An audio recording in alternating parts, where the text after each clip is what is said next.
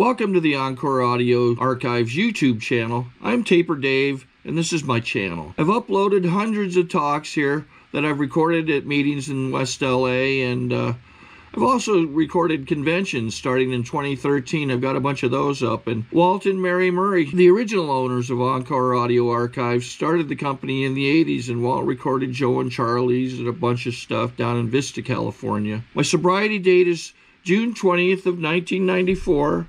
I hope you find something you like, so please like and subscribe to my channel and comment down below. If you want to hear something that I don't have or that you don't see, I'll see that I get it. Anyways, take care and have a great day if you want to. So why don't everybody here give a nice warm welcome to our main speaker tonight, Mindy. Come on up, Mindy.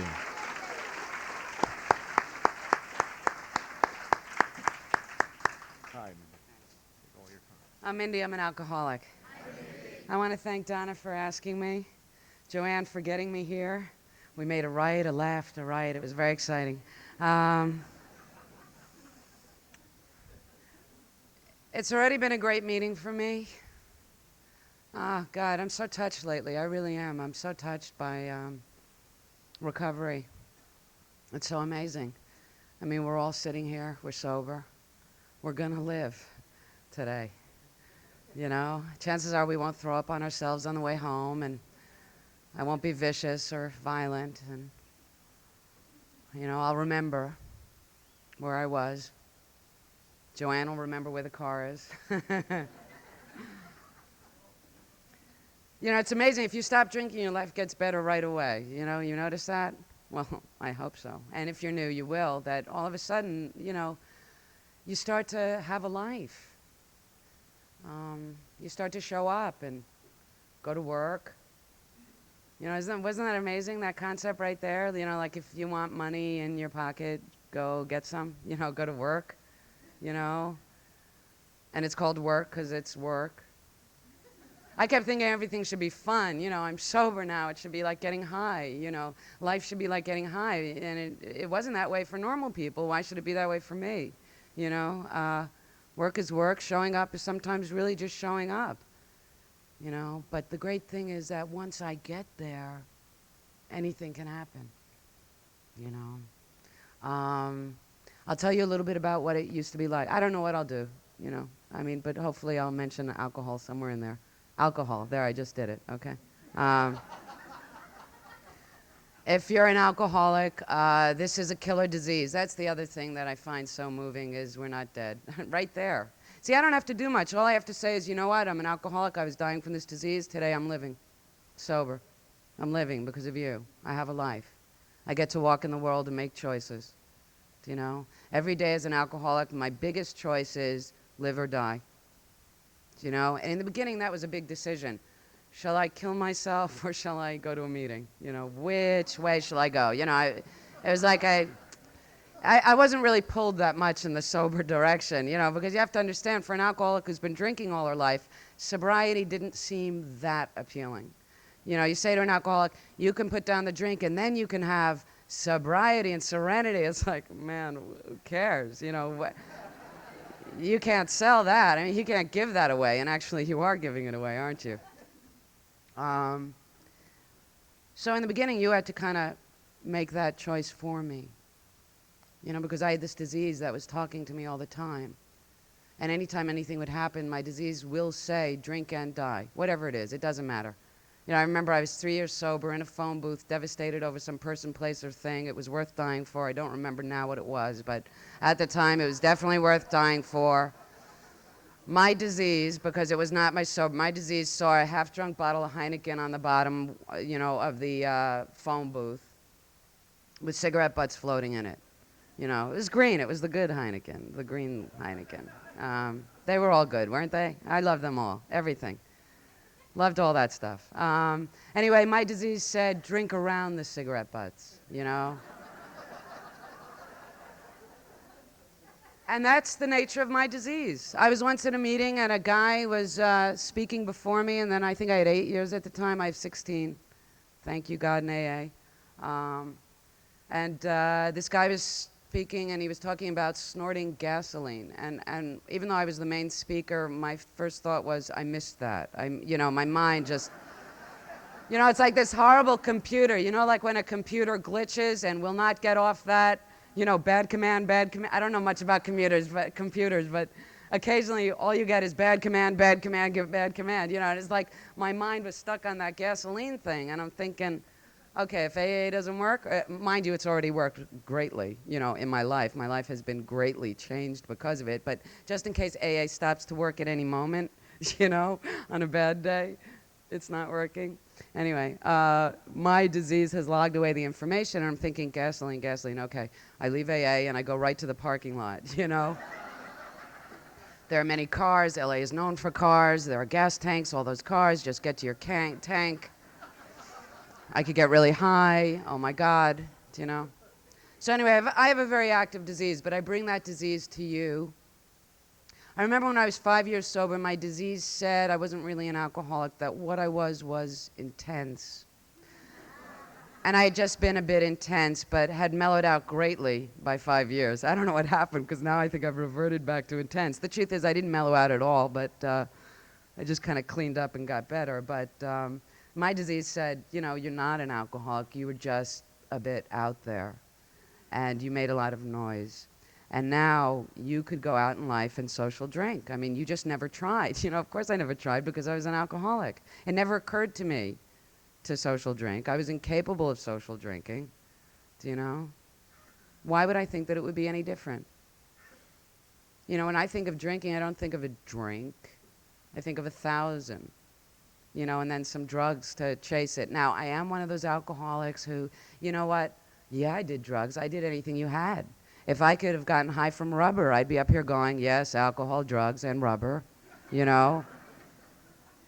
So it's like, I didn't know I would ever come to AA and it would matter. It's not like I went, oh, don't touch that drug acid right there, because one day you'll be in AA and want to qualify as a pure alcoholic. I just feel sorry for anyone who, is a pure alcoholic.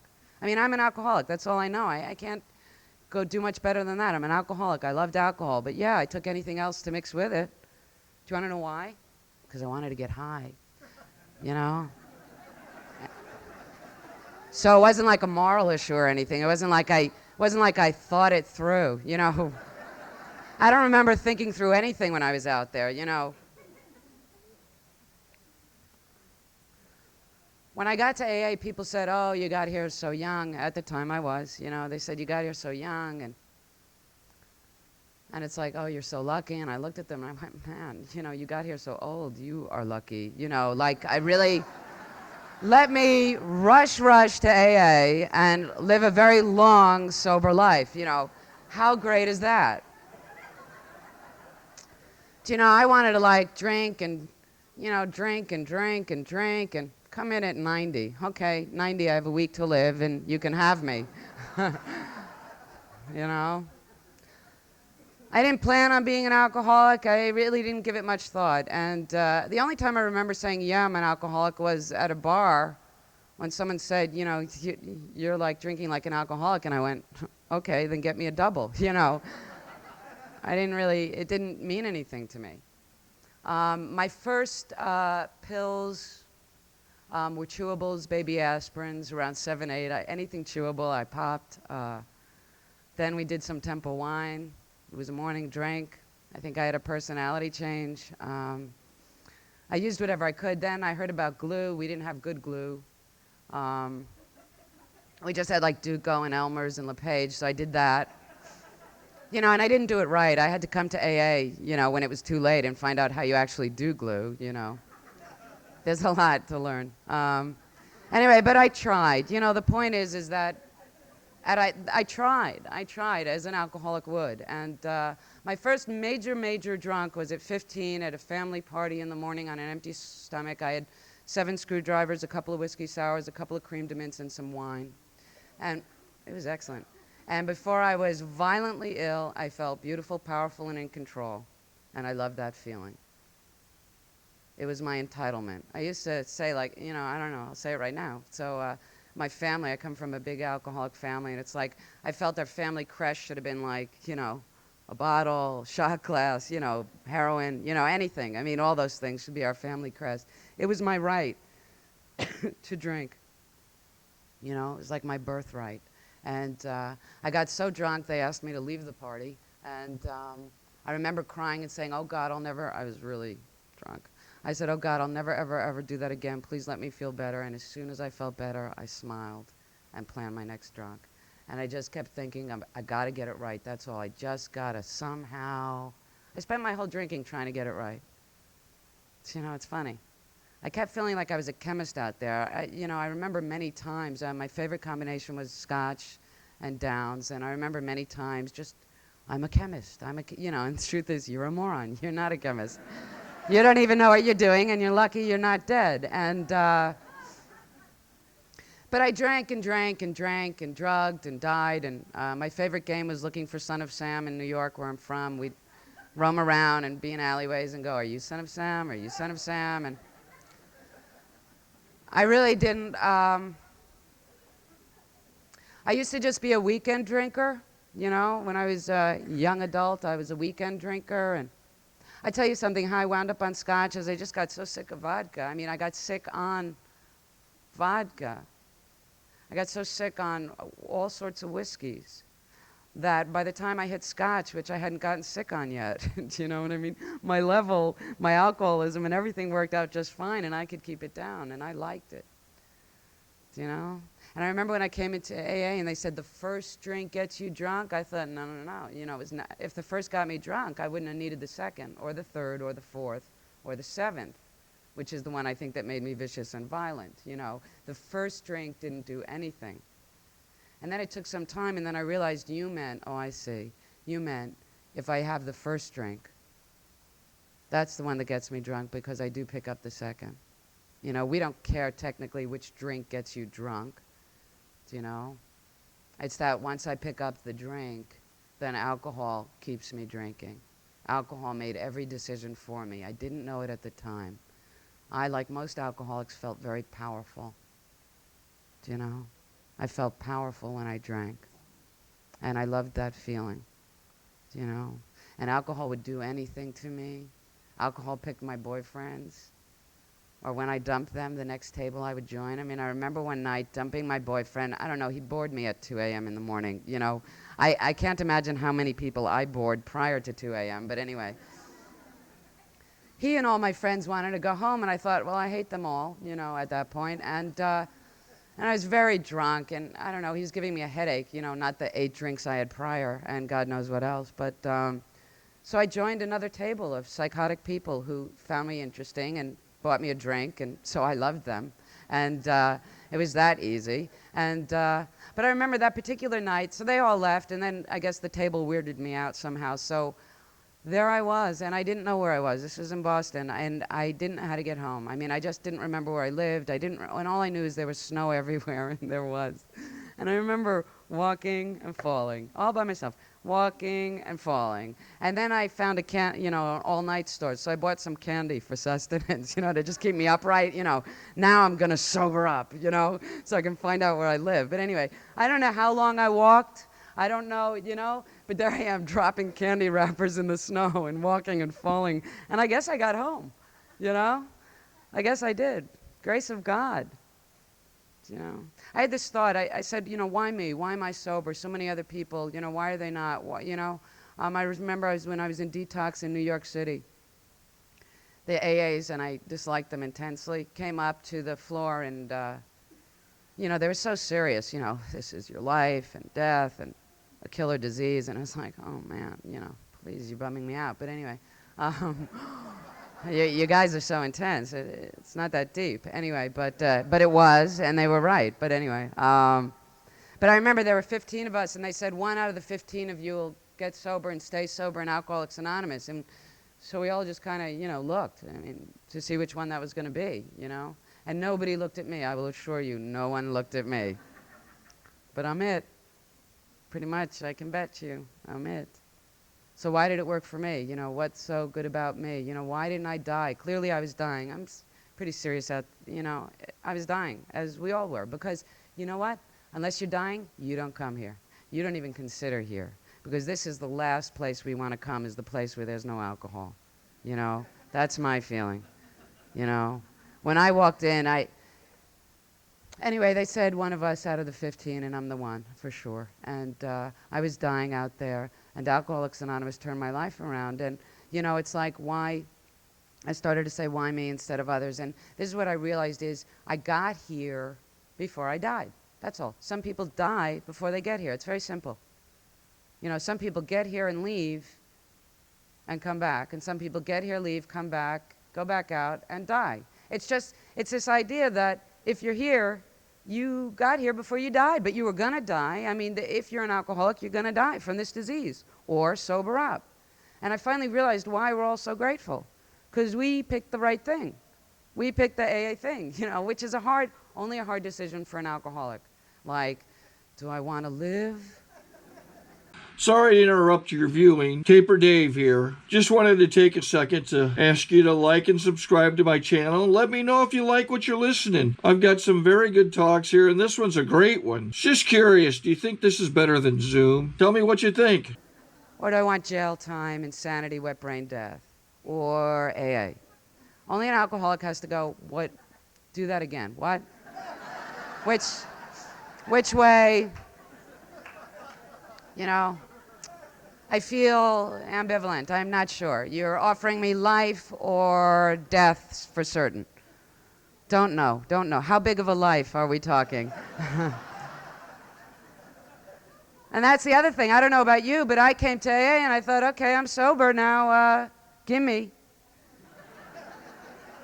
Otherwise, I'm going to kill myself. I've always been that way. If I don't like you, all right. If it's not going to go my way, why would I be here? If you're not going to give me a good trip, you think I want to be here with no alcohol and have a lousy trip? What are you, crazy? You know? And it's like, as you get better, you start to realize, honey, this is a good trip.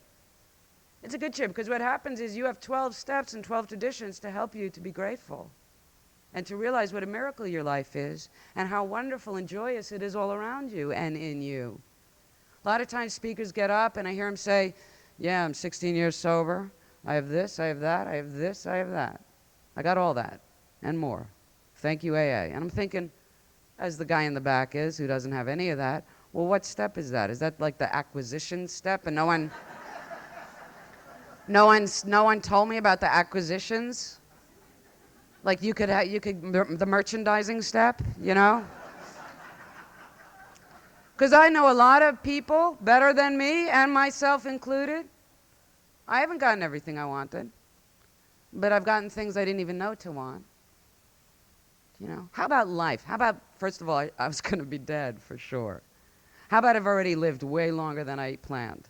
I don't know what to do with the time. I got to tell you, I mean, the other day I'm thinking I better do an IRA fund or something. I mean, because it looks like I'm not going to die. I mean, I'm 16 years sober. If I stay sober, I'm not going to die from alcoholism. So I am going to be getting old, man. You know? You know, your eyes start to go, and those teeth we never took care of. Oh, did you say, like, no, I think I'll floss before I pass out? You know? Did you do that? Can we be very real here? You know, it was like,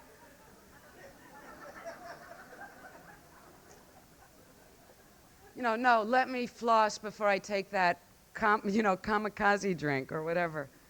No. First dental hygiene. But anyway, then you get sober and then you have to go to the dentist, you know? Because then all of a sudden you're going to live a long time. And they're going, yeah, she's going to live long. All right, we'll change that crown, you know? So anyway. There are many things we have to take care of when we get here.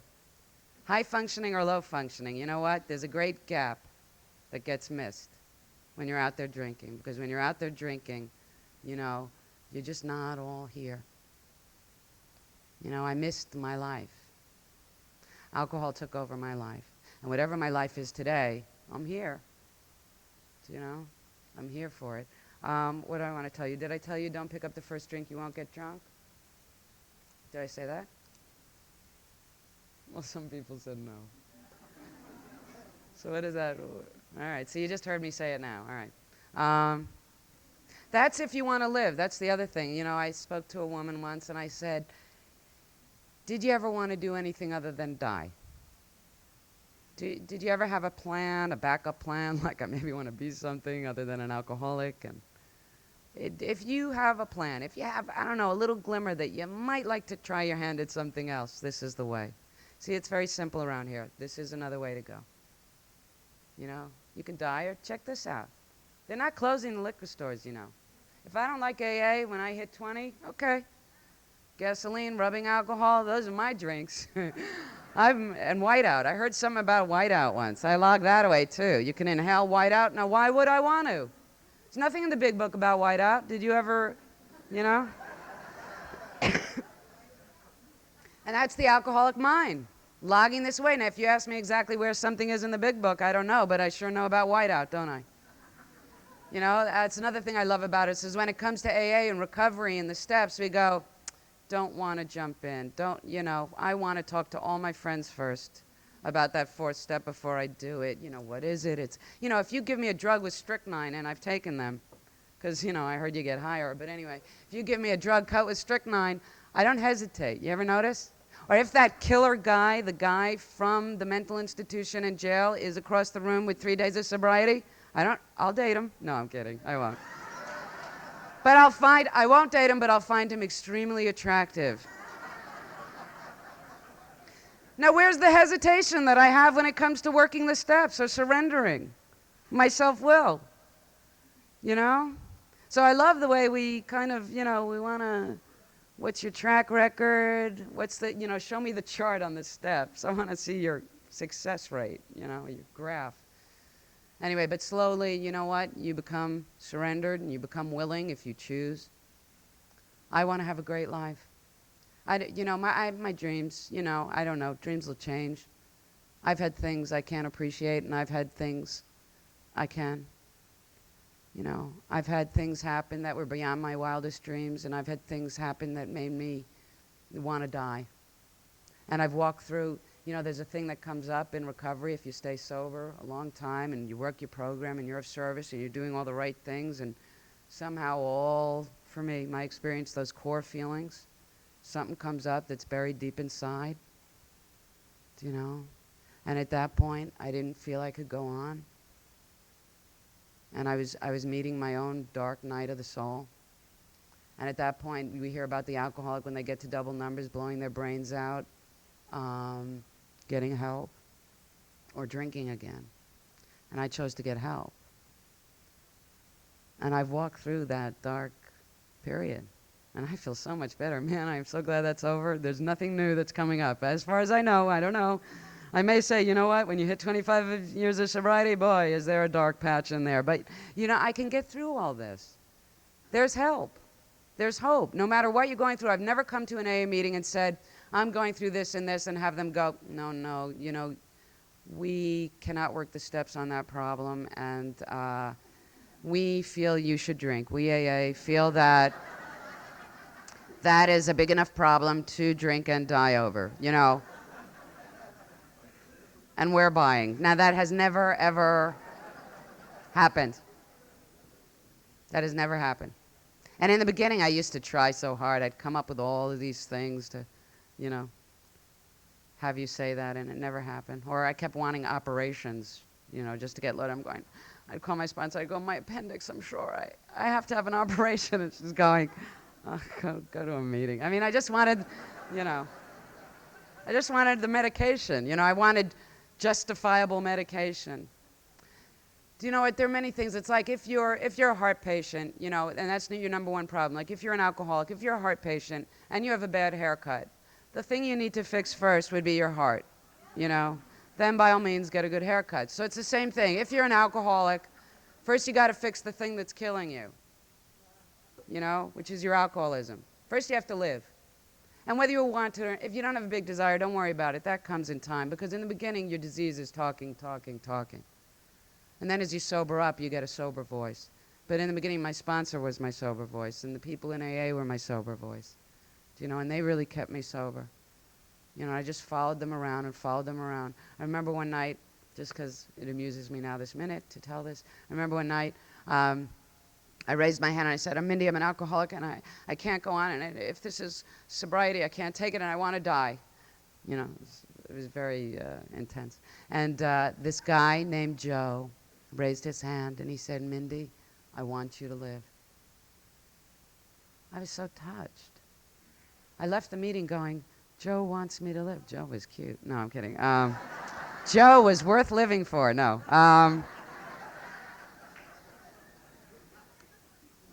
Joe wants me to live, and I was so touched.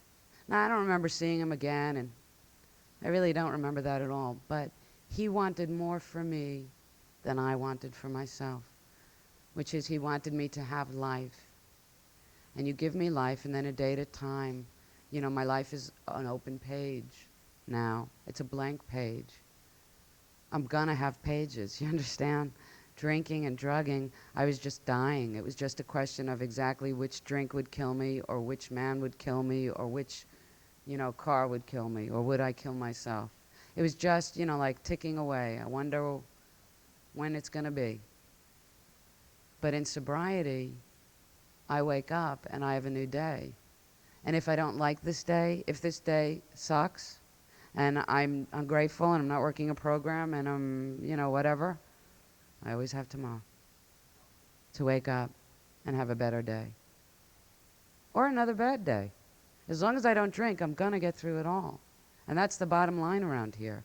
I don't drink, I hold on, and it changes. I am miraculously transformed. And I live in the world today. When I was locked up in detox, that's what I was. I was locked up. And that meant I would continue to be locked up. And I would look out the window, and I would see people walking in the world. And that's sobriety to me. Sobriety means I walk in the world. Alcoholism means I'm locked up. They lock me up, they shut me down, they tie me down, and my life is over. Donna, are we looking at a 3-minute wrap-up? Is that what that is? Because I can't see that good. It is. Thank you, Donna, very much. Let me see. Last thing I want to say. I said I was grateful. I am. I feel terrific. I keep getting better in AA. I've even gone to Al-Anon, which is another interesting program. If you thought it was hard to get sober, check out Al-Anon. It's hard to work an Al-Anon program. But I am better for it all. And in 5 years, I'll probably need Gamblers Anonymous. No, but I'm not ready to surrender that. Right now, I'm just a control gambler. I never gamble alone, and I don't mix my machines. No, I'm kidding. I don't mix my gambling machines. And I did go to an AA meeting in Vegas, so I figure that covers me. And I was talking to my AA sponsor, my old sponsor from New York, and I was going, well, Bonnie, you know, last year I had 7 gambling trips. This year I'm only going to have 5. She went, don't bullshit me, Mindy. You know, well, so now we're going to control gamble. But I see the writing on the wall, and you would think I would be smart by now. But you know what? I'm not an alcoholic, you know. Truth is, we have to hit the wall. And it's that way with the steps, too. I don't go, gee, I think I'm going to be willful in a couple of days. I think I'll work the 3rd step now and cut that off at the pass. That has never happened to me. I woke up today, I said, you know what? I feel like being willful. I went, Mindy, do you really want to? And yeah, you know, I haven't had a good willful jag in a while. I'd like to just ride that train and see where it takes me. And the day's going on. I'm going, Mindy, you sure? And I thought, okay, well, you are speaking tonight. I went, okay. So I read my books. I prayed to God. You know, I got unwillful. But, you know, I may wake up tomorrow and go, I think I'm going to have some fun. Not fun, you know. I'm going to be willful. And then I'll cry. And then I'll be sorry. And then I'll understand that there are consequences and all that. And then I'll never do it again till the next jag. But anyway, but that's what it is. I used to want to be perfect around here. I used to want to walk on water. I used to be really sad if I lost faith. I used to beat myself up because I thought, God has touched my life, saved my life. I feel the presence of God in AA, and I've lost faith. How shabby and lowly can you be? And then I finally realized, Mindy, that's your journey. You're going to have faith and lose faith. And I thought, well, you understand the 3rd step, you know. If I had a great day 2 days ago. That's probably why I want to be willful. I woke up with no agenda for the day. It was a brilliant day. I had no agenda. I said, God, it's yours. It was terrific. It was so brilliant. you know? It was fantastic. And then I go, well, why can't you do that every day? What's wrong with you? You understand these things. Why can't you do it? And then I go, well, because you're a human being. And because if you did it every day, we'd all be sick of you, you know, because you'd be so full of yourself and you'd be walking on water and saying you're the Messiah and all that. So it's really best for you to be a human being and have your days of grace, which is what I said it was, you know, days of grace, days of surrender, you know, days of joy, days of faith. And then the other days, you know, because I can't put all that pressure on myself to be anything other than an alcoholic who's not drinking, who's sober because of you, who gets my strength from you, who works a program to the best of my ability a day at a time, and because of that I live. Thank you. I think we got a great talk going on here. Thanks for watching the channel. Taper Dave here. Just curious, do you think this is better than Zoom? Okay, this is how I prepare my drone for launching. I like to do it inside the cab of my truck so I'm not standing outside in the weather.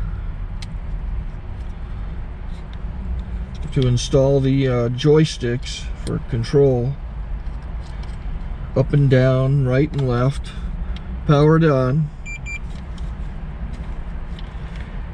I have an Android phone that I use to connect it to the drone with. And it's actually controlled through the iPhone, through an app. Oops, wrong way.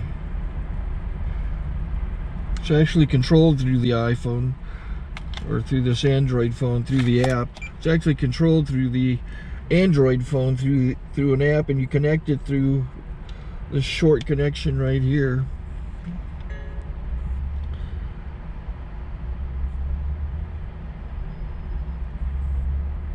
Remote control connected. Remote control's connected. So I pull out the drone. I have to extend the legs. Long legs extended first, then the short legs. Remove the gimbal protector. Set that aside, then power it on one short burst, then one long burst.